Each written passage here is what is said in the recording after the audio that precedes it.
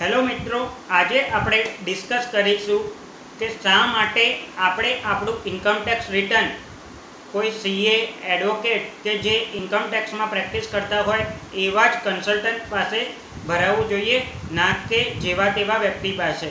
એના ઘણા બધા કારણો છે, જેમ કે ઇન્કમ ટેક્સ રિટર્નમાં ઘણી બધી ડિટેલ્સ ભરવાની હોય છે। जो तमे गमे ते व्यक्ति पासे इनकम टैक्स रिटर्न भराव्यु अने एने इनकम टैक्सनो प्रॉपर नॉलेज नहीं होय तो भविष्य में तमने नोटिस आवी शके छे, स्क्रूटिनी आवे त्यारे पण प्रॉब्लम करी शके छे अने जो प्रॉपर डिटेल फिलअप ना करी होय तो पेनल्टी पण लागी शके छे। जेम के तमे कोई भी व्यक्ति पासे इनकम टैक्स रिटर्न भरावी दीधुं, जेने प्रॉपर इनकम टैक्सनो नॉलेज नहीं, तो अगर तमारी इनकम अंडर रिपोर्ट थई, अंडर रिपोर्ट नो मतलब तमारी इनकम आती 7 लाख रुपया अने तमे बतावी 6 लाख रुपया, तो एने कहेवाय अंडर रिपोर्टिंग। जो तमारी इनकम अंडर रिपोर्ट थई तो A under reporting knee income उपर जे पण टैक्स थाय ए टैक्सना 50% सुधी पेनल्टी तमने लागी शके छे।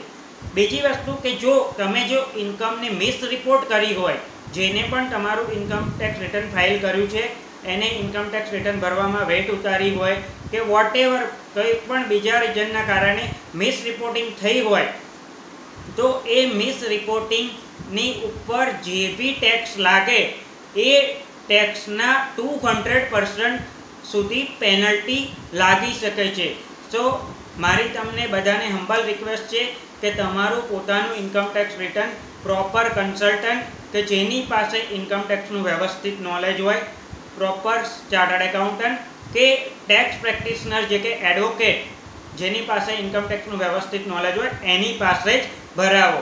जो तमे गमे ते पासे इनकम टैक्सनुं रिटर्न तमारुं भरावशो अने एने प्रॉपर नॉलेज नहीं होय अथवा तो एने रिटर्न भरवामां वेट उतारी प्रॉपर रीते डिटेल्स फिलअप ना करी अथवा खोटी रीते फिलअप करी तो भविष्यमां हैरानगति तमने ज थशे। बीजी वस्तु के इनकम टैक्सना नियमों तमने पण खबर हशे के वारे घड़ीए बदलाता रहे छे। दर वर्षे बजेट आवे एमां कंईकनुं कंईक नवुं आवे छे, जेम के आ वर्षे कोई इनकम एक्जाम हती तो आवता वर्षे टेक्सेबल थई गई। टीडीएस टीसीएस ना नवा नवा नियमों आवे छे, डिडक्शन नवा आवे छे, डिडक्शन कोई ओछा करी नाखवामां आवे छे। तो इनकम टैक्सना नियमों वारे घड़ीए बदलाता रहे छे। तो जे पण इनकम टैक्स प्रेक्टिशनर छे, जेम के चार्टर्ड एकाउंटન્ટ, टैक्स एडवोकेट, एटेक्सना आमनी पासे इनकम टेक्सना अपडेट रेग्युलरली आवता होय छे, ते लोको पोतानी जातने रेग्युलरली अपडेट करता होय छे। तो तमे जो एमनी पासे तमारुं इनकम टैक्स रिटर्न भरावा जशो तो तमने प्रॉपर रीते एडवाइज मळी शकशे, जेथी करीने तमारे भविष्यमां कोई तकलीफ ना ऊभी थाय। बीजी वस्तु के इनकम टैक्स रिटर्न में घणी बधी डिटेल फिलअप करवानी होय छे, जेम के घणा लोको खाली सेलरीनुं रिटर्न भरवानुं होय तो फॉर्म 16 अपलोड करी दे छे अने फॉर्म 16 में जे सेलरीनी इनकम आपी होय एनाथी रिटर्न भरी दे छे। ए लोको पोतानी बधी प्रॉपर्टीनी डिटेल्स पण आपता नथी। As per income tax act तमारे दरेके दरेक प्रॉपर्टीना एड्रेस अंडर धी हेड हाउस प्रॉपर्टी में आपवा पड़े छे। फरी बीजी वस्तु के तमे वधारेमां वधारे 2 ज प्रॉपर्टी सेल्फ ऑक्युपाइड एटले के पोते एमां रहो छो एवुं मानी शकाय। 2 करता जो वधारे प्रॉपर्टी होय तो तमारे कंपलसरी एने रेंटेड प्रॉपर्टी बतावी पड़े अने ए रेंट उपर तमारे टैक्स पे करवो पड़े। तो घणा लोको कोईपण प्रॉपर्टीना एड्रेस पण बतावता नथी। त्रीजी वस्तु के आजे नानामां नानो माणस पण शेर मार्केट के म्यूचुअल फंड में इन्वेस्ट करतो होय छे। तो जो शेर मार्केट के म्यूचुअल फंड थी जे पण तमने डिविडंड या फिर इंटरेस्ट वॉटेवर अदर अर्निंग तमने मળી હોય એ પણ તમારે ઇન્કમ ટેક્સ રિટર્નમાં ડિસ્ક્લોઝ કરવી પડે છે। બીજી વસ્તુ કે તમે જો મ્યુચ્યુઅલ ફંડ સેલ કર્યા કે શેર માર્કેટમાંથી શેર સેલ કર્યા તો એની પર જે પણ ગેઇન કે લોસ થાય એનું રિપોર્ટિંગ પણ તમારે ઇન્કમ ટેક્સમાં આપવું પડે છે। ઘણા લોકો આ વસ્તુ ઇન્કમ ટેક્સ રિટર્નમાં બતાવવાની ભૂલી જાય છે, જે પાછળથી પ્રોબ્લેમ કરે છે।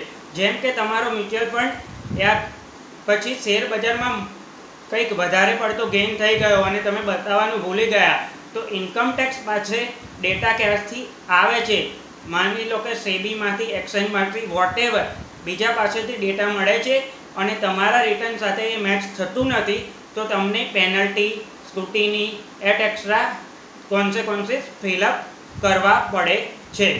બીજી વસ્તુ કે તમે જો કોઈ પ્રોપર્ટી સેલ આઉટ કરી હોય, જો તમે કોઈ પ્રોપર્ટી સેલ આઉટ કરી હોય તો એ પ્રોપર્ટી ઉપર જે પણ ગેઇન થયો હોય એટલે કે નફો થયો હોય એની પર પણ તમારે ટેક્સ ભરવો પડે છે.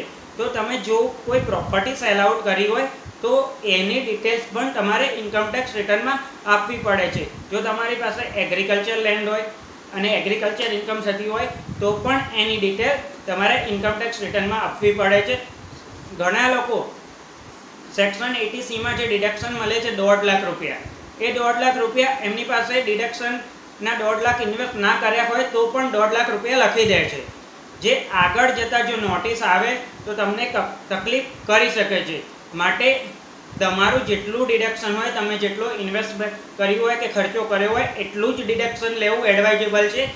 ખાલી 1.5 લાખ રૂપિયા એમ જ નાખી દો એવું કહેવાની જરૂર નથી. તો તમારે ડિડક્શન જેટલું તમે ઇન્વેસ્ટ કર્યું કે ખર્ચો કર્યો એટલું જ ડિડક્શન તમે લઈ શકો છો. બીજી વસ્તુ કે તમારી જો હોમ લોન ચાલુ હોય અને તમારી પ્રોપર્ટી સેલ્ફ ઓક્યુપાઈડ હોય તો એની ઉપર તમને મેક્સિમમ 2 લાખ રૂપિયા સુધીનું ઇન્ટરેસ્ટ ઇન્કમ ટેક્સમાં બાદ મળે છે. અને જો પ્રોપર્ટી લેટ આઉટ મતલબ રેન્ટ ઉપર આપી હોય તો તમારું જેટલું બી ઇન્ટરેસ્ટ થયું હોય વિથઆઉટ લિમિટ તમને ઇન્કમમાંથી બાદ મળે છે.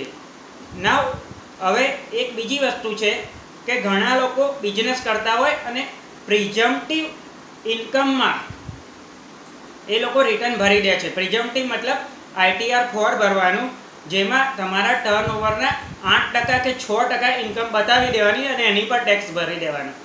પણ માની લો કે મારા ટર્નઓવરના 8% કે 6% થતા હોય 7 લાખ રૂપિયા, પણ મારા પ્રોફિટ એન્ડ લોસ એકાઉન્ટમાં એ બતાવતું હોય 9 લાખ રૂપિયા. તો ઘણા લોકો કે ઘણા કન્સલ્ટન્ટ શું કરે છે કે જે 8% કે 6% થયા એટલી જ ઇન્કમ બતાવી દે છે. એવું જરૂરી નથી. એડવાઇઝેબલ શું છે કે તમારો પ્રોફિટ જો 8% કે 6%થી વધારે હોય તો તમારે વધારે પ્રોફિટ જ બતાવવો પડે અને એની પર ટેક્સ ભરવો પડે. સો ડિટેલ્સ કોઈ ખોટી ભરાય નહીં. તમે તમારા કન્સલ્ટન્ટ પાસે બધી જ વસ્તુ કન્ફર્મ કરો. તમે તમારા કન્સલ્ટન્ટ પાસેથી કોમ્પ્યુટેશન ઓફ ઇન્કમ માગો, એને વેરીફાઈ કરો કે બરાબર ડિટેલ ફિલઅપ કરી છે કે નથી કરી, અને પછી જ એને કહો કે તમે રિટર્ન ફાઇલ કરો. પહેલાં રિટર્ન ફાઇલ કરતાં પહેલાં કોમ્પ્યુટેશન ડ્રાફ્ટ તરીકે એની પાસે મંગાવીને એકવાર વેરીફાઈ કરી લો, જેથી કરીને ભવિષ્યમાં તમને કોઈ નોટિસ આવે, સ્ક્રુટિની આવે કે પેનલ્ટી આવે તો એનાથી બચી શકાય. Thank you very much.